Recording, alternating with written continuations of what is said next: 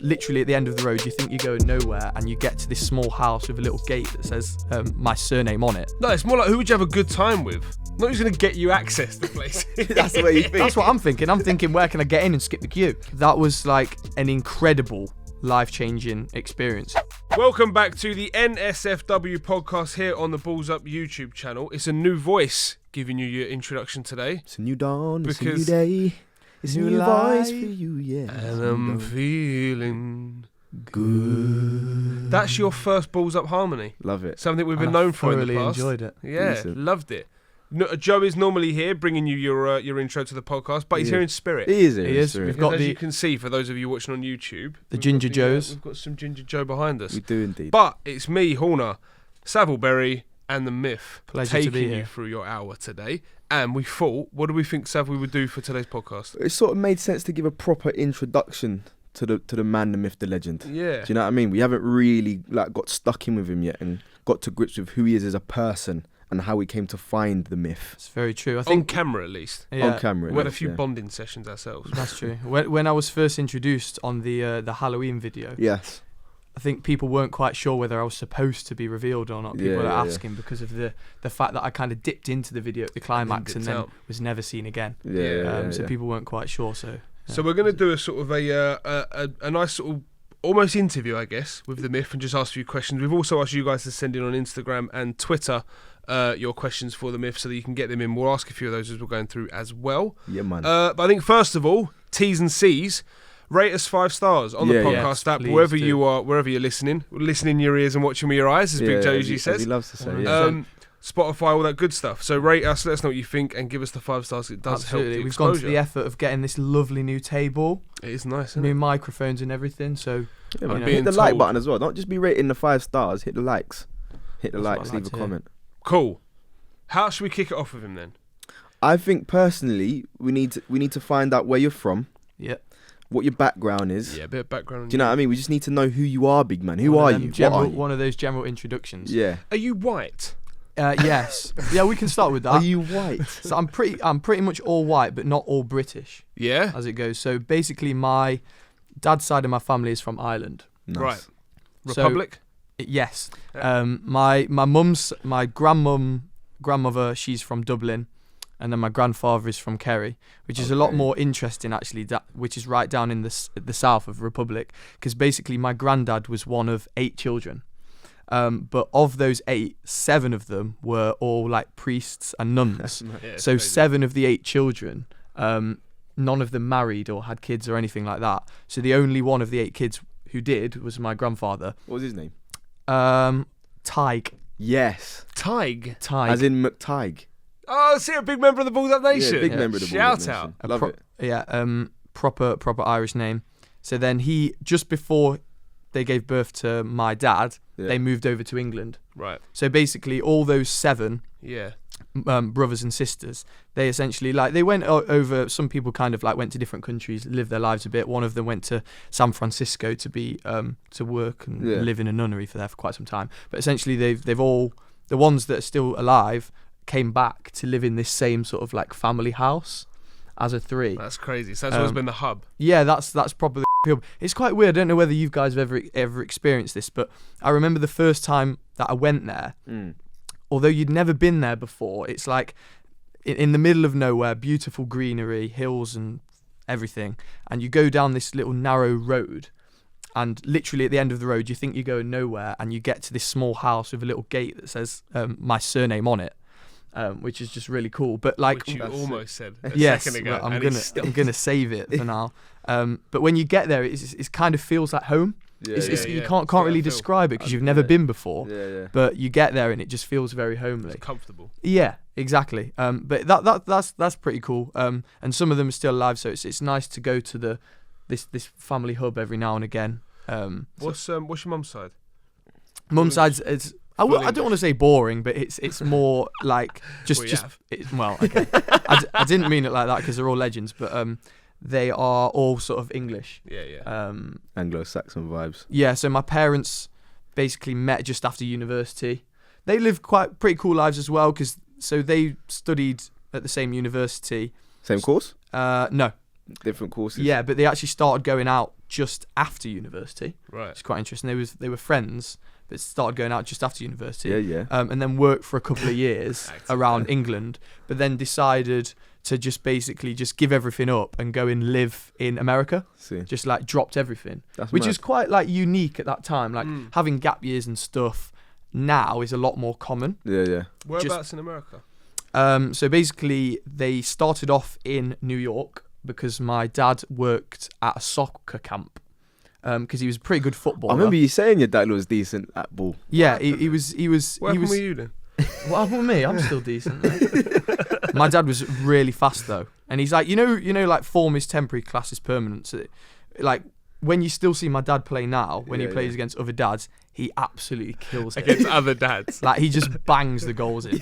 Yeah, like he's got a bit of a dodgy knee, so he doesn't play very often. Yeah. But he is quality. When he turns it on, shout out dad. Yeah, Love it. So basically, the two of them went and lived in America, in New York for a summer, and then essentially the way they did traveling is basically there used to be this scheme where like families who were basically moving from one state of America to another, Right. they'd basically pay someone to drive their car that they Yes. owned to that city. Yeah, to that I heard state. about this. That's mad. Because obviously they couldn't take their car plane and they'd fly there. Yeah. So basically what my parents would do as basically a paid way of travelling is they'd drive these cars Yeah, from one that's state live. to another. When I was in America, this was when we were talking to people. This was one like alternate way that people said, "Oh, if you're going from place to place instead of renting, you can look at." There's a website where basically you just basically put in where you want to go, and it tells you people in the area you're in who have moved to that place. And it's usually like nowadays, it's more like families that have got like 3 cars in the family, Yeah. but they just all jumped in one car and went. So there's 2 cars still left at the house or whatever, Yeah. but they need them over there. So they'd be like, okay, cool, we just want someone to drive it over. So That's mad. you pay for your petrol the whole way, but they get their car delivered to them, so it doesn't. There's no charge. So instead Yeah, of paying a yeah, rental yeah. thing, I mean, I was kind of gutted. We never got to do it because we kind of just worked out cars on the way. But it just seemed. That's a I sick kind of way like the doing idea of things. it as well. That it's Yeah. just you never know what you're gonna get. Yeah, Like car it's- wise, like you could just pull up and there's like a Porsche, Yeah. or it could be a like a proper old American wagon kind of thing, Yeah. and just yeah. take it and go. Exactly. Plus, you'd meet people as well. Yeah. Yeah, there is. It was.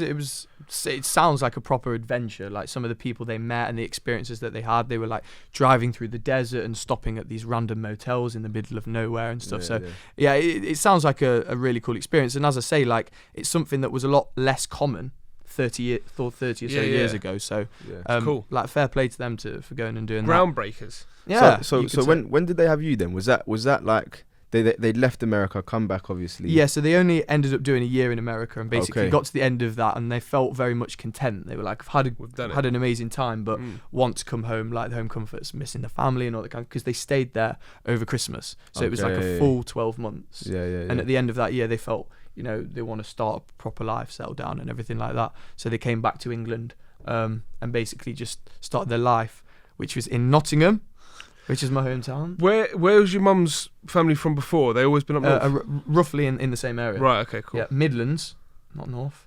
I guess Well, it's north to you as a it's Londoner. it's all north to me. Yeah. Yeah, anything north of Watford. Anything above the M25, Shout out, Waterfront gang and that active in this scene.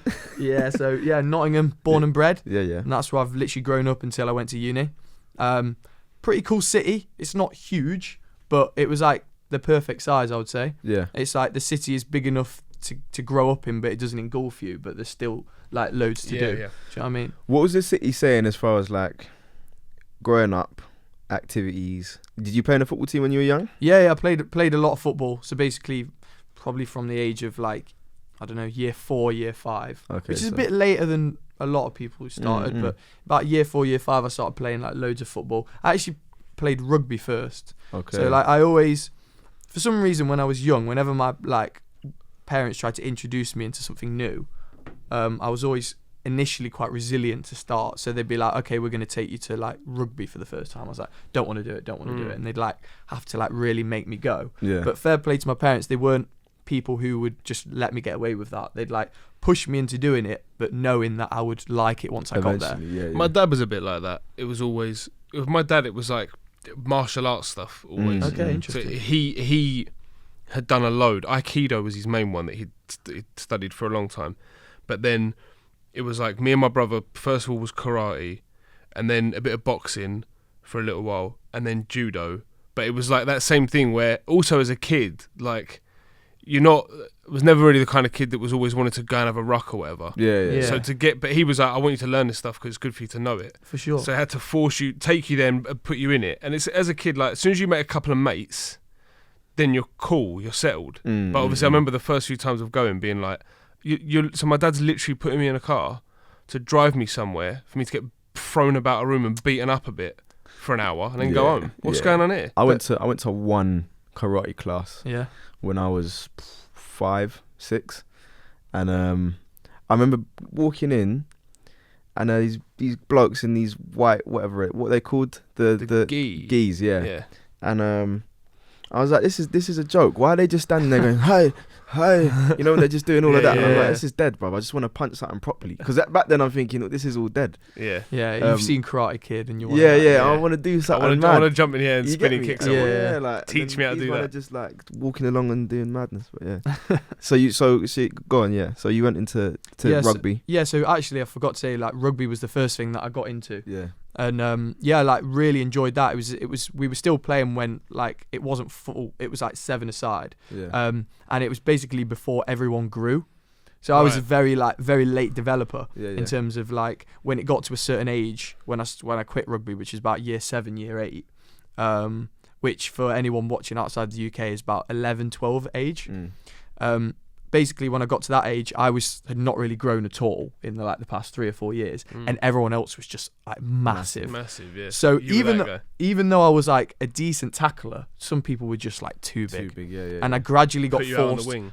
Yeah, exactly that. So I started as a centre, which some people would laugh at now if you compare myself to like centres who play professional rugby. They're like absolute beasts. Well, I mean, every rugby player is a beast, but like they're some of the biggest guys that you play against. And I used to play in the centre, and gradually as the years went on, I got forced further out wide just because I didn't really grow enough. Yeah, because you think in terms of size, if you look at The Office, if The Office was to have a rugby team, Sav would pretty much be a centre. Yeah. Me or Jonesy. I'd say Jonesy more because of his girth. But a centre also is not. You're not the. Especially Jonesy would probably be alongside me in a back row. Yeah. As in the more where centre's still usually a bit taller, a little bit leaner than just. A bit leaner. You got to do a fair bit of running as well. Exactly. As a back. Yeah. True. Fair. Yeah, so but when I first started playing rugby, fair play to my parents for pushing me into it, because like after the first couple of lessons, like I absolutely loved it. I'm not gonna lie, I was actually like pretty decent at it to begin with. I was getting like Player of the Year and all that kind of thing. You know, them like big accolades as a kid. Yeah, come on. It just means you're popular. Nah, it was your ball. Yeah, fair. But then, as I say, like got a bit big for that. But I'm really glad I did that, especially because then I started playing football loads. I was playing like 2 times. Well, I was training twice a week and playing twice a week. So I was probably playing 4 times a week for like 5 years. Mad. But like I was always naturally more defensive and more aggressive. And that's probably because of the rugby that instilled in me. So I'm like really thankful that I tried my hand at rugby and played a decent amount of that. You play fullback, don't you, football? I do now. Yeah. But and I was always naturally just more defensive. Like I get much more of a buzz off like a real sliding tackle. Yeah. I think we've all got, me, you and Joe all have that in common. Yeah, when it comes to football, you fancy players, stay doing what you're doing in it.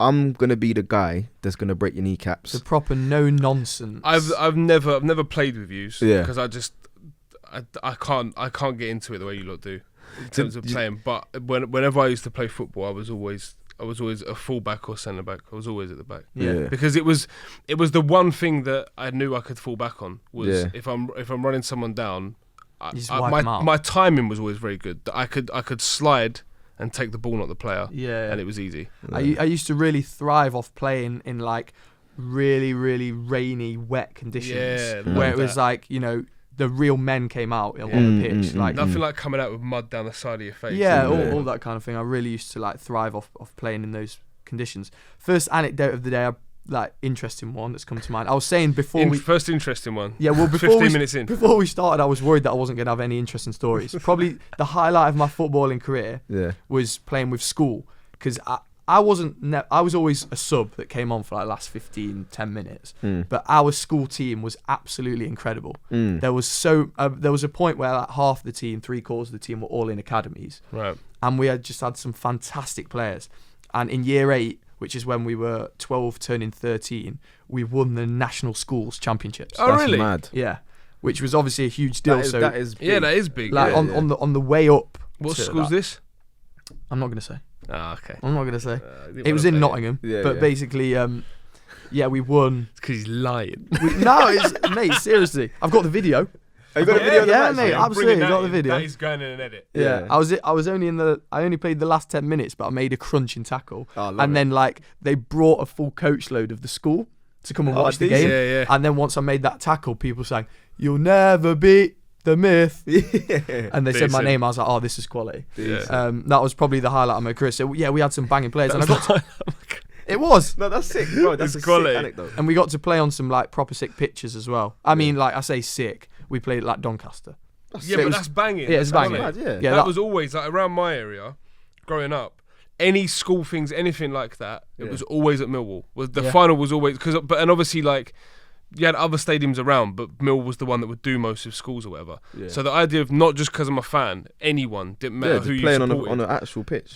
Anyone, the idea of like, oh, you get to play at the Den, it was like, okay, wow, there's Yeah, actual yeah, stands yeah, there. yeah, Yeah, yeah. you probably get Real more fans there at a school game than you would do for Millwall now. That's sick. It's like when I was again, like similar to you, I didn't start playing rugby. I started with football straight off the bat from when I was about 4. My mum had me at a power league. That's really young. So my mum was a single mum at the time. So she with her days during the summer when I was off school didn't have anything that where she could put me so she could go and do what she was doing. So Yeah. she just used to put me in summer camps. So she used to go power league and you'll be there for like the whole day and I'll come pick you up after. And that was that for like 2 weeks. So from I was 4, didn't even know what I was doing. It was picking up the ball. People was like getting really irritated with me. Like, what's this 4-year-old doing on the pitch? Why is he here? Like from then, I've been playing football. So there was Still had the full beard. Still had the full beard. Listen, I came out like that. Don't get it twisted. But there was a time, and going back to like football career highlights, as it were. Yeah. I used to play for a team called Broadwater Farm in North London. It's in Tottenham, and the team itself, like going up through the ages. Obviously, you've got your under 11s up to like your under 15s, 16s, whatever. So I joined in like the under 10s, that sort of era, and the names that have come out of that and that have played there, like your Manuel Frimpongs, and like he's gonna come through. You're gonna see him one day. But DJ Buffon, shout him out, my guy.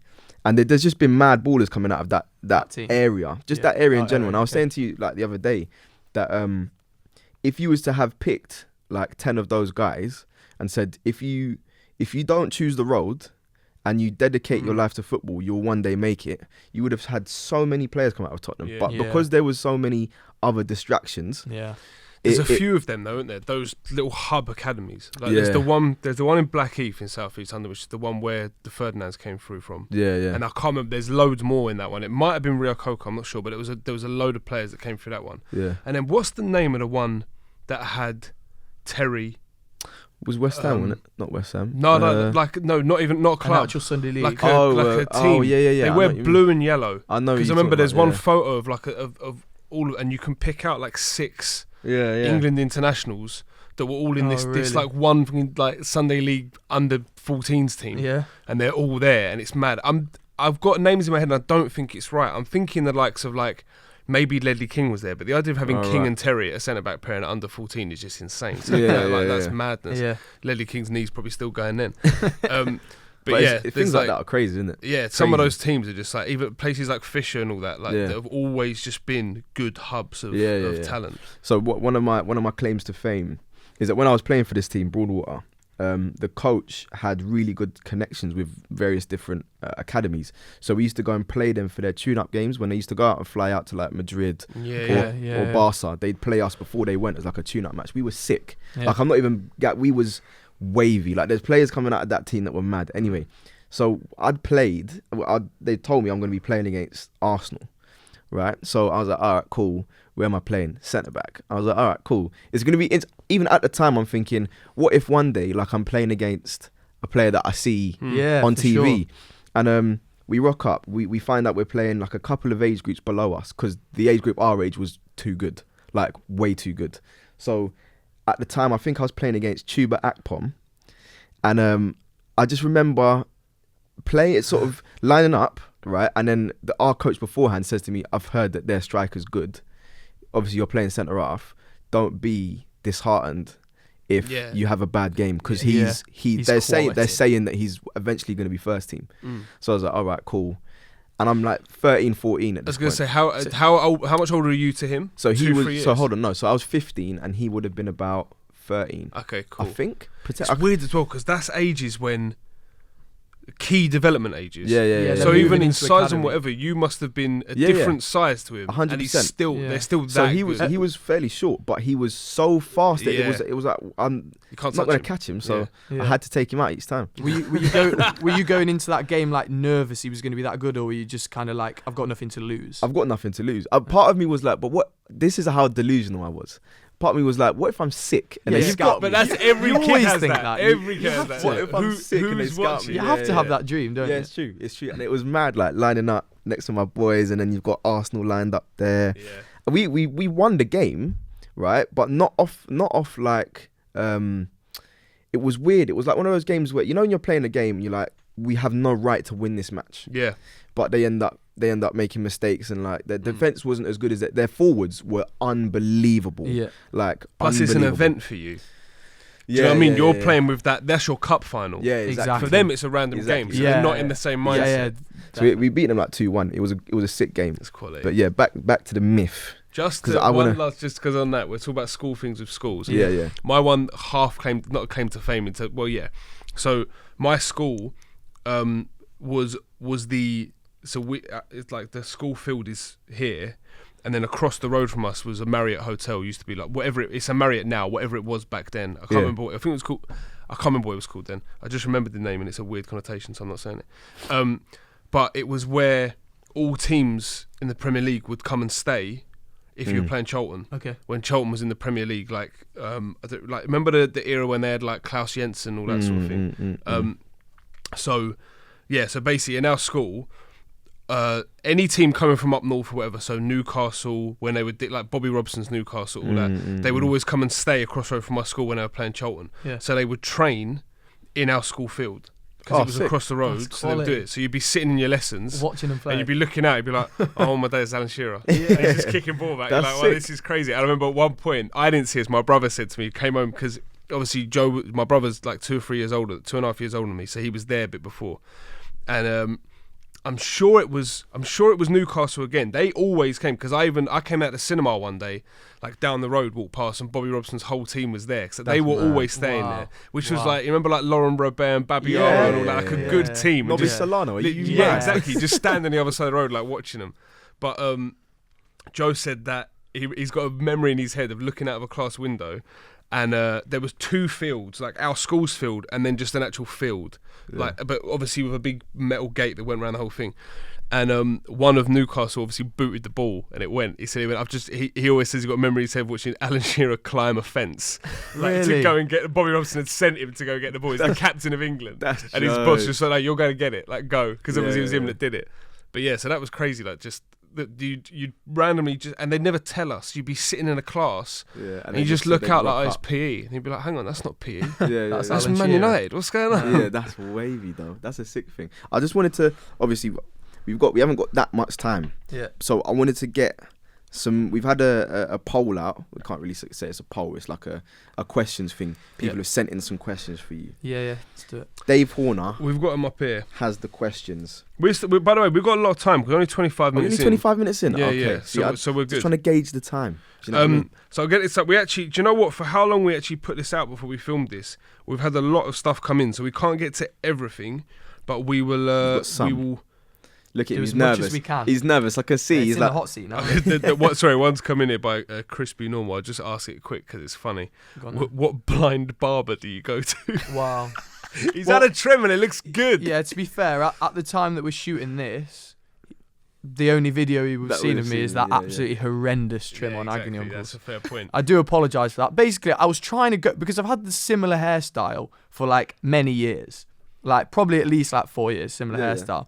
And I was just trying to go for something a bit different. Like, maybe a fringe will look cool. And maybe it would, but I literally just put zero effort into it. I said to him that obviously, but for anything like this, you have to go through the stage. But I said, Myth's got the kind of look where if he committed to just growing it, like growing his hair long, he could pull off like a proper good slick back long hair. Do you know what I mean? I don't know. No? Nah, I don't know. Imagine that he comes in these high vis off his bike. Yeah. What, just hair flappy? Yeah. I don't know, bruv. I don't know. in the wavy breeze. hair. But don't you think it's always one of them things you can't imagine somebody with long Yeah. hair until you've seen it on them? Yeah. Like, whenever I show people pictures of me even with an afro, Yeah. they're like, I can't even believe Well, you it's ever like- had long hair. It's like when I've showed you the photo of me when I shaved my head. Yeah, exactly. Yeah. It's I like, shaved my, I don't. Have I ever No, showed I've you? never seen that. While we're here, we'll get this. Get You'll the get the reaction. audio Get of live reaction Yeah. to when I was At in what age? America. At what age? So I was 24. Okay. So when I was in America, I was just like probably about doing whatever, and I just thought, okay, I've always wanted to see Yeah. if I can pull off bald, And this is the time. and I don't have a job, nothing, so let's do it. 100%. I will just say from this photo, it's the only photo I've got of it. I smiled half a second after this is taken. Okay. And I'm not. This is not being Getting put the in the video. Getting the excuses in I'm early. saving now. this Yeah. photo for when I want an Instagram post of it one day. So this isn't going in no, the no, video. it You're is not gonna going in see the it. video. Otherwise, how are they going to see? Maybe they just wow. Big man, it's a madness. That actually looks like it's been photoshopped Yeah, it does. poorly, doesn't it? Yeah. and like your head's actually been cut off. Yeah. He looks like a That's a crazy. hairy thumb. You It actually is. look like a different person. I do look like a different person. I just had stubble as well then. I didn't have the beard going on. Yeah. So. Yeah. But That's so joke. Yeah, it would. Literally Right. looks like you've got like an airbrush and just cut his head off. but the thing I went down to like whatever the lowest on the trimmer I could go, 0.5 is and then I was like, Just oh, get this, it all this off. isn't it done? Like Yeah, if I'm yeah, gonna yeah. do it, so I was Yeah. like, get the razor out. And Wet went, Wow, shave so it. it's proper. just went, yeah. Nothing left. No, I was in a motel. Smooth. I was in a motel in Chicago. Yeah. So imagine Right. I walk into the reception and was like looking like this, normal hair, Mhm. and was like, "Have you got a dustpan and brush?" No questions, nothing. They just went, yeah. Went right, cool. Walked up, and then like half an hour later, I walk in like that. Yeah. Just handed it back to them and didn't say a word. Yeah. And just Yeah, kept yeah. a straight face. And I think they thought I'd just probably killed someone and I was now on the run. Now like when you see in a film and they're like cutting their hair off in the toilet. Yeah. Right, so first question, which comes from the wonderful Jacques Jalab. He dropped Big one him in. up. We'll start with someone of the Balls Up Nation. Big him up. What's he got for me? I'm going to slightly tweak it because he hasn't really asked a question that's good. Adapt. So, but we can get one off of it. So he's asked, what's it like growing up in the north? But what I was going to ask you, so it's more relevant to the present, Yes. is you've moved down to London, what, 2 months ago now? 3 months ago? Yeah. So what's been the biggest sort of things that you've noticed about living in London since? How's it different to the north, and how are you finding it overall? That's a good question. I think that the first thing I'd say is that adapting to life in London compared to Nottingham and Leeds, which is where I went to university. I love as well that it's just the north, even in the question. Yeah, it's I the know. north, and It's just not literally the north. Yeah. Nottingham is not the north, but we'll roll with it because it's Zach in it. We'll let it.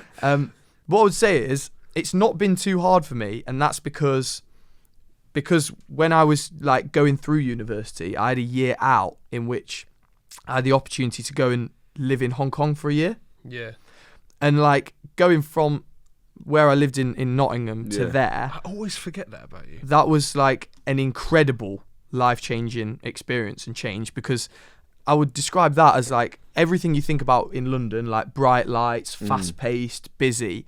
It's like Hong Kong is like London, but on complete steroids. Yeah. It's like double the lights, double the speed. Everything is completely in your face, and Yeah. it's just like mayhem. So Manic. why were you in Hong Kong?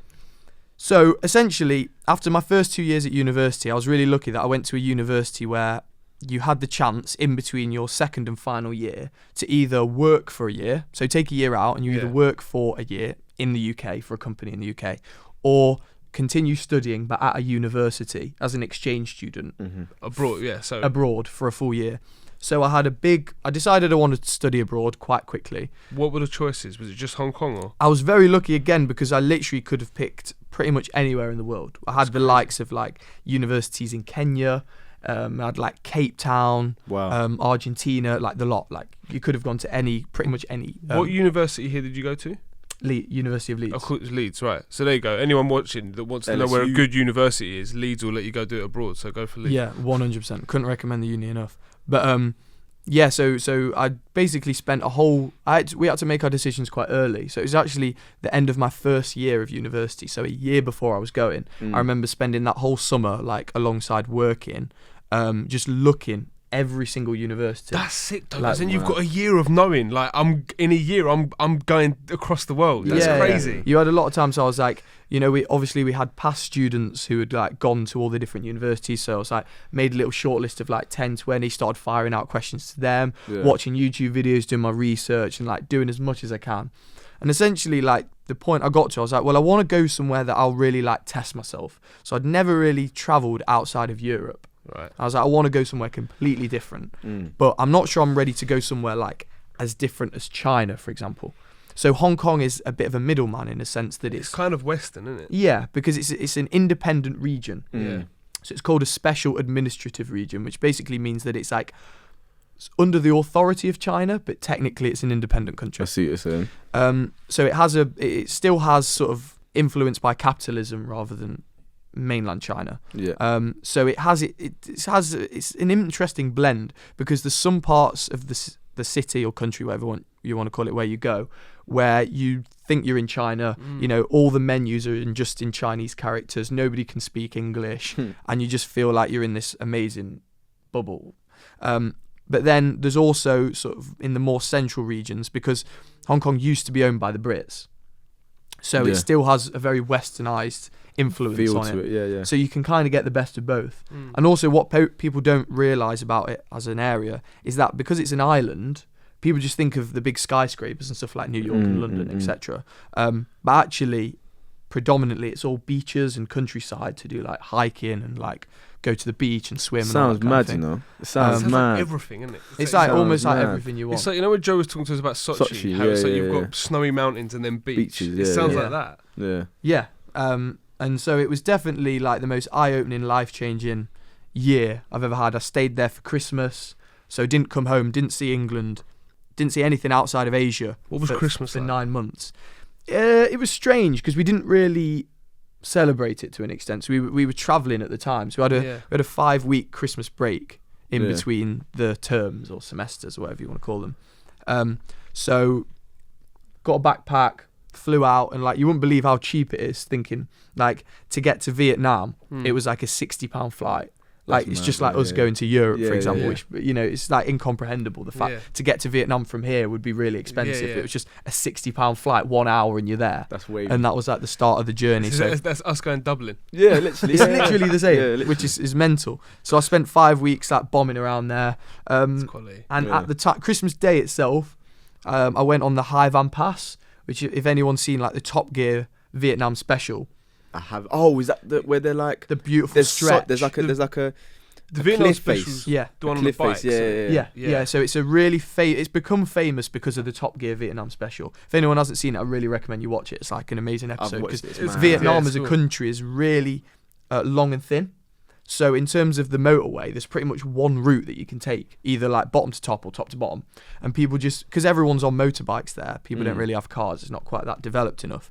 So you just buy a motorbike and just drive from one end to the other. That's basically what they did. But for us, we weren't actually there long enough. So we just rented bikes on a daily basis. Right. So we'd take buses to go to each city. But like we just rent bikes out for the day and just bomb round. And sorry, because I interrupted you there. Did you say it's on a mountain pass? Well, there's part of the episode, I believe, correct me if I'm wrong, where I believe Jeremy's sort of trying to pass either a car, a vehicle, or something, and he's on basically the edge of a cliff. Yeah. And one wrong move, and the car's off the edge. It's not that one actually. Is it not that one? That's in I believe it's in South America. So that's fair. where they go on like the world's most dangerous road. Okay, so I was wrong then. But in the Vietnam one, it is actually on a cliff edge in a sense, but it's like a proper road. But they're on the scooters the whole way in the Vietnam one, aren't they? Yes, it's not in cars. I don't think I've seen that one. That's the one. That's the one. They're on scooters the whole time. And essentially, the Hai Van Pass is this because it's famous. It's become this like beautiful stretch of road from one city in Vietnam to the next, where on one side you've just got these mountains and you're literally driving through the mountains, and on the other you've got the edge of the country, so you've got the beach and the water, and you're just like long winding roads, and you're just cruising, and it's like on a motorbike, like the best thing I've ever done in my life. Do you know what? I don't think for anyone that gets a chance like to ever go do like a bit of travelling or whatever, I don't think there's a better sort of clarity moment in your head. People use all the cliche nonsense about go travelling and find yourself and all that nonsense. But just in terms of, there's points, and you'll know this from that when you're in a country like that where you've got a little bit of money in your pocket because you obviously saved up. So when I went, I worked for a good few years to save up the money to go do it. You know you're all right. You haven't got work to think about, whatever. There's nothing, being on a road, just driving or something like that, when everything, you're like, there isn't really any major thing going on for you at the time, and you just take a moment thinking, I'm in a pretty cool place in the world, and you start thinking about how small-minded your life is back here. 100%. That you never look outside of work and London, whatever. Yeah, definitely. And that every second, even the seconds we're filming this, there's a million cool places just being there. Yeah. It's like it's like stuff like that is the moments where you're like, wow, the world's actually a pretty decent place. Yeah, man. I agree, and that's one of the things. I've never really been travelling or anything, and I've always wanted to sort of. There's something with me in travelling. It's not that I don't want to do it. It's that I feel like I'll miss London too much to do it for an extended period of time. So you did it for 5 or 6 months, right? 4 months. I don't think I could have done more than 2.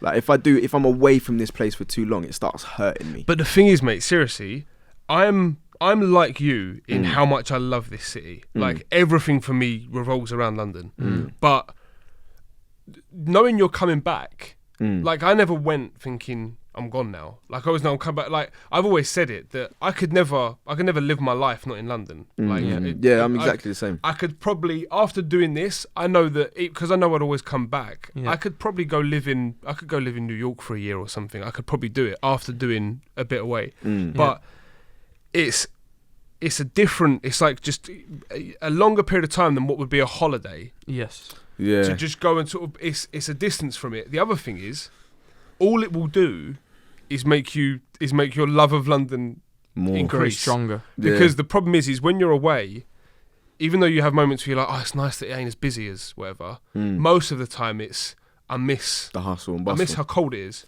I miss how busy it is. I've walked around cities in America. Like, so say for example Chicago, walking around central Chicago for me felt like London take out 50% of the people. But I didn't like it. Because I need the other 50% of the people to feel, like, as much as feel natural. It winds me up walking around London at rush hour because people aren't moving and you want to go somewhere. As much as it annoys you, it's home, isn't it? It's home, so you're used to it. But the one thing I would say is that, like, before going, even when I went to Hong Kong, I didn't really think about the concept of like going and visiting other countries beyond Hong Kong. I just thought I was going to have a year there. So like, and even growing up, like a few of my friends and people in various years at my school were doing gap years and things. And it literally never even crossed my mind. Like I was going to go to school, go to university, then get a job, probably live in the UK my whole life. But one thing I would say is having that experience abroad, whether it's just a couple of months, like 3 or 4 months, traveling or a year living in a different country, even if you spend it in one country, just the fact that it's different, it opens your eyes to just how much there is to see in the world. Yeah.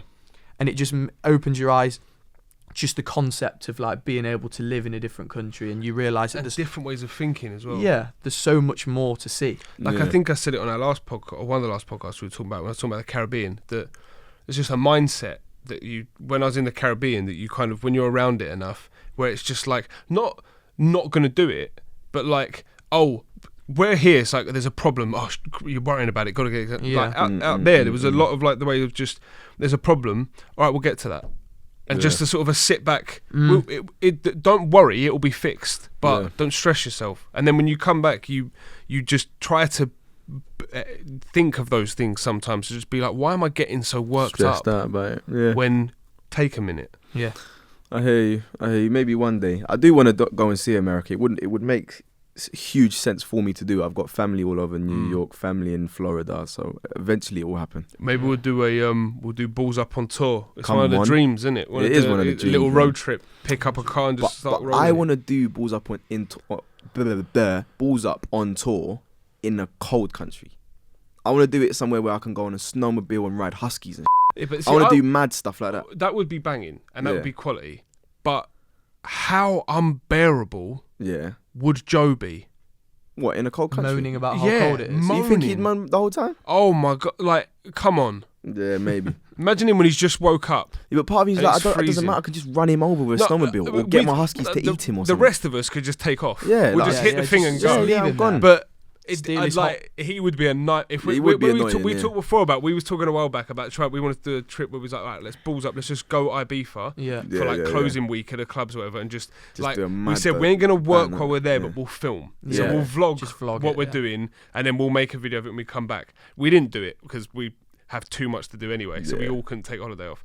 But even then, it'd be a nightmare there as well. He probably moaning would, it's yeah. too hot. Yeah. He's a very delicate soul. Is our Wanting to Joe. go home. Yeah, he's a Yeah. moaner. He's just a moaner. What else we got in store for the myth? Questions coming in for the myth. Who's the better editor, you or Sav? Definitely Sav. Menez, thank you for that one. Although- It's easy. although- Everything I've learnt so far is from watching him. But although, let me just say, It's true. It's true. I've been editing for 4 to 5 years, right? And the man sitting to my right is not far off me at all. Not far off me at all. And he's only been doing it for what? It's a bit unfair. Do you know what? You are for someone who your ability of editing came on the side of your course. It wasn't your course at uni.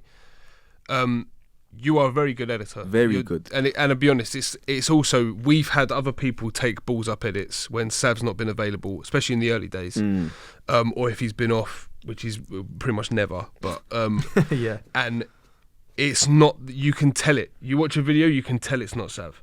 But You can't now. you can't with you. You can't Yeah, now. you See, get and- you get and- the and- vibe. But just to that point, the fact that you definitely can't tell. Yeah. Everybody commenting on the 50th quiz is saying, "Oh, big up Sav, love the edit." Rare, rare. Yeah. It was him.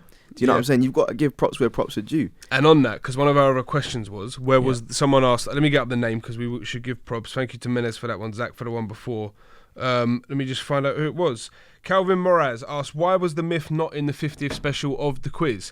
Myth was manning the cameras. Yeah, He was, I yeah. think Basically that- directing us. I think we decided as a group that the 50th episode is something of a celebration of like the 50 quizzes that have come before, Defo. and like the origins of Balls Up, and I've sort of joined the channel a bit later, so Yeah. it was fairer to let the sort of the original gang such as GG and the rest of the team be in that team. Even Yeah. with the friends of, like, it was tied back, like, people don't know, but like Roche shot pretty much probably the first 10 Agony Uncles we ever did. Yeah, Yeah. She was the woman behind camera. Yeah. We tried to get Tuesday on it, but she wasn't available. She's too busy. You know what I She's mean? too busy. Yeah. She's Too always busy. too busy. Tried to get Yeah, Tuesday so on. even on the friends team, everyone that we selected has played a key role Played a Exactly. key in part. the Yeah. in the growth and development of the channel. Yeah. Other than Obaseki, he just comes out with these rubbish shouts every now and then. He's But He just thing- wanted to eat a the- burrito. The Yeah, thing yeah. with Obaseki is that we've said for a long time that, like, got love for that guy, man. we need to get him on. Yeah, So it was yeah. like, do you know what? If we're going to introduce one person through this quiz, Yeah, let's let intro it be Sam, because Yeah, man. and it was a good, you two doing the burrito eating, like, seriously, that was actually quite a watching that back, especially the way he did it at the intro and everything going through. It was quite sort of a moment where you realise, Jesus, man, we've done a lot, 50 man. of We've these. done a Like, lot. it didn't just started off as a tiny little video, whatever. Well, think about it. That's the 50th episode of the quiz, right? And I'm currently editing the 43rd episode of Agony Uncles.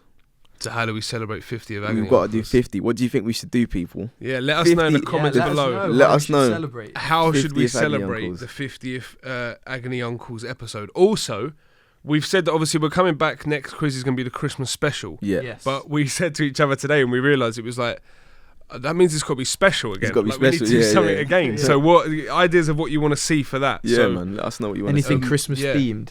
But so in terms of that answer, in terms of the editing, it is. Oh, sorry, God, you have to bleep there. Yeah, Find out. bleep Let me that one. just. No, I'm getting there, but still like 43 minutes in, there's a bleep because I say his name. Yeah, everything he's a- I've learned so far is from Sav, so fair play to him. Yeah, Yeah. but I will say if I was gonna put like a feeler out there and say where I think he's gonna be in a year or so, it will overtake me easy. Because like you've got to realize about people who aren't doing it, they haven't done it for an extended period of time, but they're already on that level. They're eventually gonna, like, hopefully we'll all get better together, but it's eventually gonna get to the point where it's like, all right. And I'll tell you how much of a good cosign that is from him, because when Sav was coming for an interview here, because me and Sav obviously knew each other before, and I went to a guy called Stu, who used to be the head of post production in our company, and said to him, "I've got a guy for you, an editor." And he looked at the thing, and I can't remember how old you were at the time because it's a couple of years ago, wasn't it? But he doesn't want to bait it out. But they already know mine. They said, Stu said to me, he was like, he's a bit young. Like, we're looking for someone more senior. And I said to him about Sav, as I went, listen, you give this kid 2-3 years. Give him 2 years. Yeah. He'll be better than every 30-year-old that you've got. Not knocking. That's not. We've got great editors here across the board. But in terms of just that raw talent, of just being able to pick something up, a tone for a video. Yeah. Like reading. That's what you can't teach. You can't teach that. You can teach somebody how to use the software and to maneuver around Premiere, Photoshop, After Effects, whatever. Yeah. But you can't teach somebody how to grasp and edit, and that's what I realized from the first time I gave him a nothing to cut. He understood the feel of the edit, which was like, I can't remember what we were doing, but it was we went for Dave Jackson's Stag Do, and Myth goes to me, it's alright if I come in tomorrow. I've said to him, like, don't bother coming in because it was your first week, wasn't it? There's going to be nobody in the office. Like, don't bother come in. And he's like, no, I want to come in and have a go at the quiz. And then from there, I knew that he had the work ethic. Yeah. From when I come in the week after and I'd seen the edit, I was like, so he's got the work ethic and the ability. Yeah.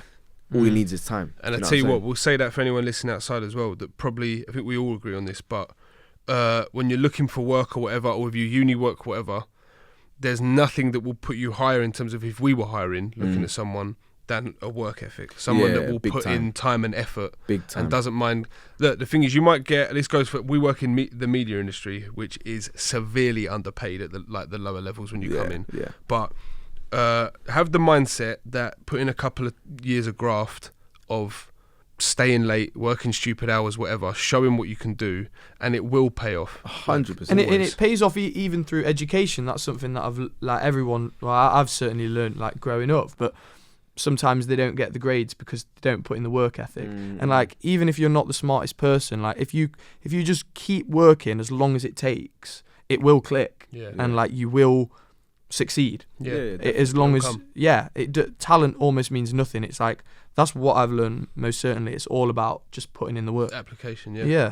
Got a quick one here coming from Twitter, actually. Apologies if I'm saying the name wrong. Strahinja asks, quick one, what football club do you support? I might get a bit of hate for this. I'm a Manchester United fan. He is a Manchester United fan. Yes, some people are probably going to ask, like, why don't you support Nottingham Forest growing up in Nottingham, which is a fair question, and I'll take that. And I did grow up watching a lot of Forest, given that I love football and like went to loads of games at the City Ground.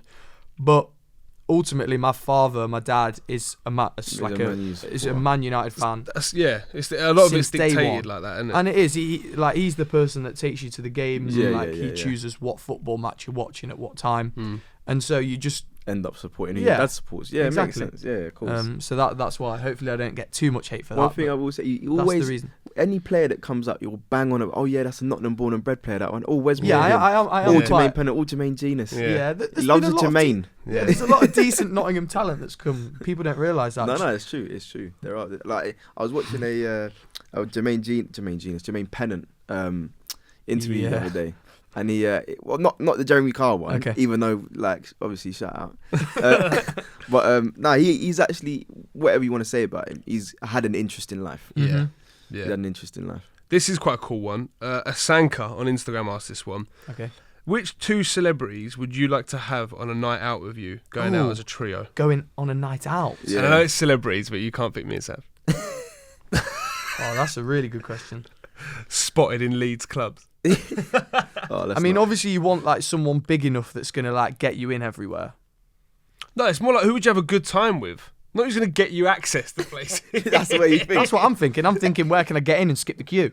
I think they're trying to get a gauge of like two celebrities that would kind of show interests of yours or what you're into. So, what two celebs that would sort of be big parts of your life, I guess. Yeah, I'd probably say like the same answer that I give for anything celebrity related is Kanye West. Like, people. It's a weird time for it, mate. It's a weird time.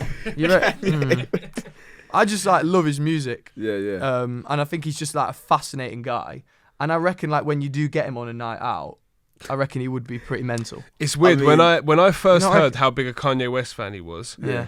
It wasn't something I could have guessed about him. No. When I But first. that's not something like. There's something about I can't remember who it was. Your brother you was talking about the other day. And he's like, yeah, massive reggae fan. Yeah. And I was like, I just didn't expect. No. What's going on in that house? But it's sick. I like stuff like that. So Kanye West, who else? You got one more. I'd probably take Alex Turner. Yeah. Arctic Monkeys. As that's an eclectic. That is a duet coming out there. Alex Turner featuring Kanye West. I reckon like he has banging time on a night out. Probably. Can you imagine? Yeah. Yeah, definitely. You Yeezy and Alex Turner, fair play. That'd be a great trio. Imagine the conversation. I can imagine the photo. Is that yeah, me just in the middle. Do you know what? That's a good question, though. I'm gonna ask these ones just because, like, there's a lot of people have asked this similar stuff. It's funny, right? So first one, got Josh Harrop asking it: who's your favourite member of the Balls Up team so far? Go on. It's got to be Big Man, isn't it? Surely you're working mostly with Sav. But that doesn't mean favourite. That just means works closest with. No, but I probably would say yourself. Yeah? Yeah, because it's like first person I met, introduced me to the team, you know, sort of like watch me grow. Although taking you under his wing. Yeah, that's big Jamaican wing. Yeah, that's that was the phrase I was going for. And now we even sit next to each other as well. Yeah, we do. It's so nice and teamly, isn't it? Yeah. Like me, you and George are all sitting in a row. Yeah. I said it yesterday on the hashtags. It's the backbone. That is the backbone of Balls Up. Is you three. I think like what like a really good. Even though it was just like we went mental, but like one of the best days I've had. Working for the company and working for the channel is when the final day of editing the Halloween video. Oh Lord! So Sav and myself came in on Saturday because we'd made the commitment that the Halloween video was coming out on Sunday, and it got to Friday and wasn't ready, so we had to come in on Saturday. And Sav had spent the whole week by himself watching through hours and hours of content to trim it down and put it in a beautiful order and make it all nice. And we brown nose in it. No, you got to say it as it is. A beautiful order. It was decent. It was nice. And then basically we just came in for that last day, and like Sav had been there since 10 a.m. and I got there about midday. We were there until close to midnight. Yeah. And by the end we'd pretty much gone mental. This is the Saturday, yeah? This was a Saturday. Yeah, because I came in and met you, didn't I? Just to watch it through. What time you come? About 6, 7? About that, yeah. It was one of those things that had been there. Me and you had gone out the night before for George's birthday. Yep. Sav hadn't because he was editing and had stayed there till about midnight on the Friday editing. Yeah. And so then I'm in Central on the Saturday. Sav calls me and was like, "Look, can you come in?" No, you said, "Are you at a computer to watch it?" Yeah. And I said, "I'm around the corner, so I'll come in." But then obviously he's been working on it all day Saturday. So when you call me in, I walk in, I see the pair of you. You both look like you need a kip. Yeah. You're both just you're chowing down on your Five Guys that you've just got delivered. Yeah. And you're asking me to watch the video through and basically say what should be changed or whatever. And you're watching it, and it's like it's awkward enough at the best of times when you like to tell an editor like, maybe switch this or whatever. But when they've been working on it as long as they had, and I could feel. But if ever I just sort of like hesitated a bit or made a note, I can just feel Sav like over my shoulder, like, what's he written? I was just like, whatever you want to do with it, just do it. Like, it's your video, go for it. Do you know why? It's because I think my one bit of feedback was you haven't blurred out your number plate. That was a good shot, though. And we almost at the end missed there was another shot that we had to take the video down and re-upload it because there was a shot we missed that we didn't blur out. So that's a fair bit of feedback. The whole thing. I mean, throughout the day. Right, I had lost my mind from entry in the building. Like that was when I lost my mind. Yeah. So I'm editing throughout the day, and Myth comes, and my mind's already gone, and he's there saying, "Do you think this would look good? What do you think it is?" It's like, yes, we can do that, but it's become a running line now with between these two when they're doing an edit. And when an edit has already wound them up because it's taken so long, and one of them or someone else, i.e. me or Joe, comes up and says, "Oh, what about if you did this?" It's usually Sav. We'll just go, "Could do," and it basically means leave me the F alone. I want to get this rendered and out. I'm done with it. Yeah. Stop adding things. But I will say though, like there's nothing better than a fresh pair of eyes on an edit. Like there's something about you having your head buried in footage for like a week straight to the point where come watch through. You don't even hear swear words. Yeah. You don't see any like profanity. You don't. There's nothing you can actually see. It's rarely a creative difference, as in like an arc of going, you're not telling the story this way. It's rarely that. It's usually, if there's any change, it'll be like, someone says C, there, and you've missed it, and it's like, and you think, how have I missed that? I've been looking at this thing for a day, but there's those little. It's like before we shot this podcast, like we're having some problems when we're setting up the audio, and it's one of those things where Darren came down, helped us out doing it, but you know it's going to be the simplest problem. A switch wasn't turned on, but it's finding it, and you need a new set of eyes to look and go, there it is. That's the thing, man. And it's like we must have watched that video 10 times that day. Yeah, minimum 10 times that day. So it's a madness. But yeah, go on. What else we got for him? Okay, this is a good one, because I don't think I've ever spoke to you about this in terms of beforehand. Ooh. But it says, so Christian has asked this, so has Scott in a certain way. People have asked similar things. But what made you want to work on Balls Up in the first place? So basically, when you found the job listing, wherever it was, however we did it, what excited you, I guess, to the idea of it? And also, did you watch anything before coming in? Because I can't remember if you did or not. Yeah, so basically, like when it came to like the last few months of university in my fourth year, I'd like basically worked out that I wanted to do something in media, but it was as general as that.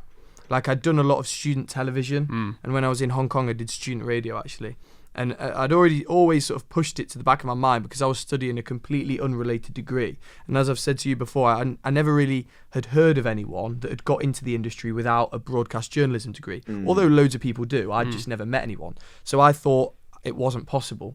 Eventually worked out that it was, but kind of thought that it might take a year of like living back at home, working in a bar and doing a bit of unpaid bits and bobs here and there. Yeah. So it's kind of bracing myself for that, and was just kind of like not applying to that many things, but just constantly looking. As like a 9-to-5 job, I was just constantly scanning the web, like trying to find something, seeing what popped up related that was of interest to me. So I was applying for a couple of like 2 weeks here and 2 weeks there.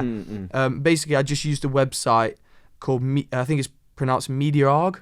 It's like I know that website, Media ARGH, which for anyone who's interested in entry-level media jobs, it's a really, really good website. It's basically set up by a guy who searches the web and creates an area where he puts them all there. He sadly passed away at a young age, so it went down for a while, but someone else has sort of started the website up again. I know that we use it quite a lot. We have done for like, I don't know if it's different now, if our system changed. I haven't been hiring in a while, but like MediaArg was always... I got mine through Grapevine when I worked here, Grapevine. But MediaArg was always... Grapevine and MediaArg were the two that we used to use it at this company. Yeah. Grapevine was actually what I saw. So before, I think I've told this story before, but when I was applying, I'd lost my job at my old company, not through any fault of my own, but they lost the contract I was working on and they had to make me redundant. But I found the DV spec that I ended up applying for, which was at the time very ambitious. What I was applying for, I was applying for a senior editor position at the age of, let's not go into it. Yeah, 2 years ago, so you were young then. And I sort of said to Dave, so what's the crack in it? That's basically. I didn't know I didn't know there was a job though. It was that out in Grapevine. It was a senior editor. So I just went down and was like, are we looking for editors? Yeah. Because I've got someone. I was like, I said, I'd applied for loads of other things and like, they was all boring and they just looked like something that I could pass the time for 6 months with. Whereas with DV, I knew who worked there already. I was like, let me get in there. But with you, when it came to sort of seeing the ad, yes, what was it about the spec that we'd put out, which was like, did we was it specifically Balls Up that was talked about in the spec? Yeah. So the headline said like production assistant male lifestyle. And then when you and then when you got, I wrote it with Joe. And then when you did we do it? No, I didn't do it. No. I gave Jackson little things that I wanted to be in the spec. Yeah, but I didn't write it. Okay. No. Yeah. So it said Balls Up when you entered the ad, but I'd never watched any Balls Up before I saw the advert. Yeah.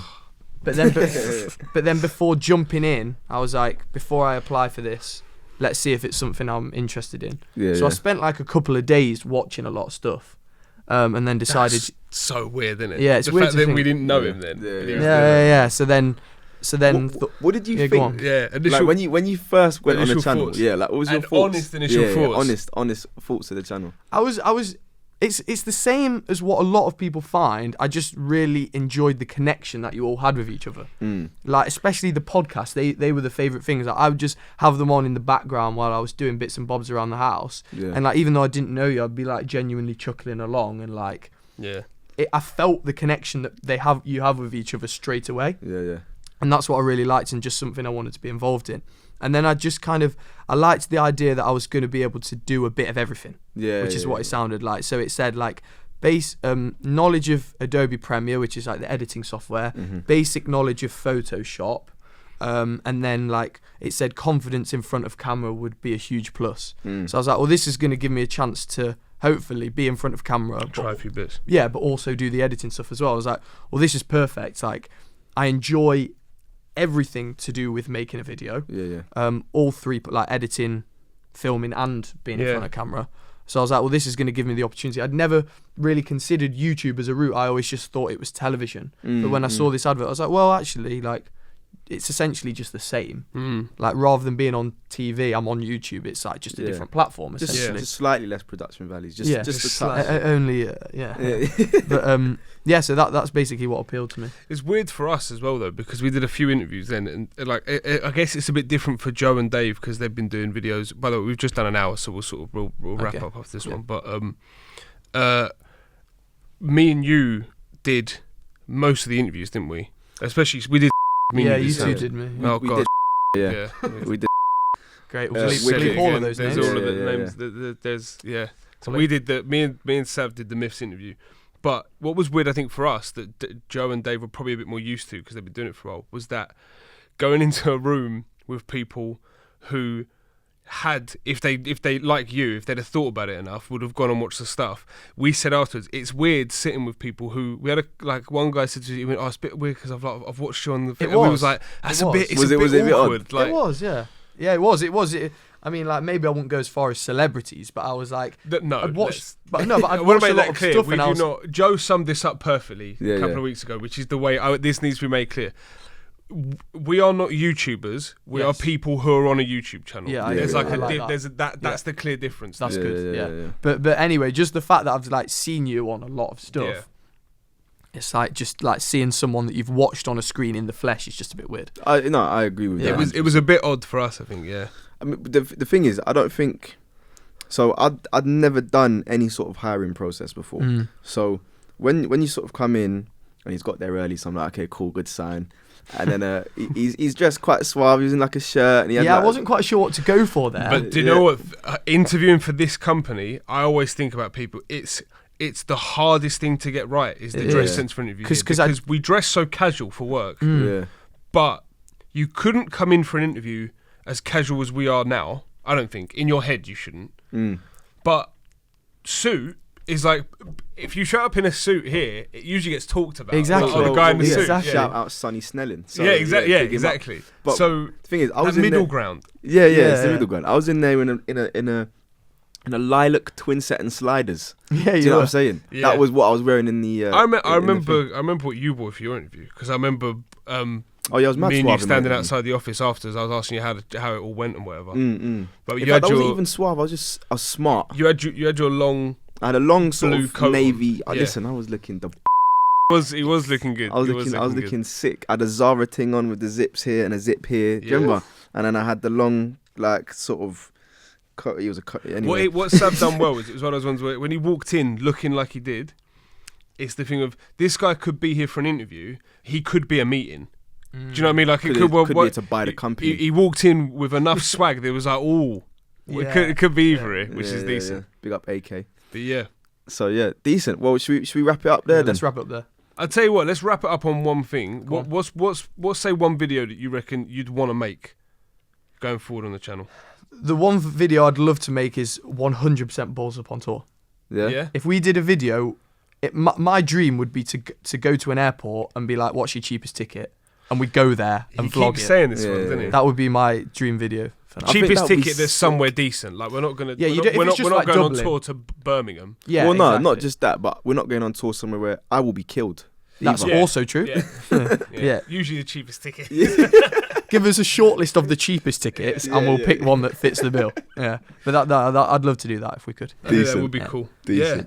So there we go.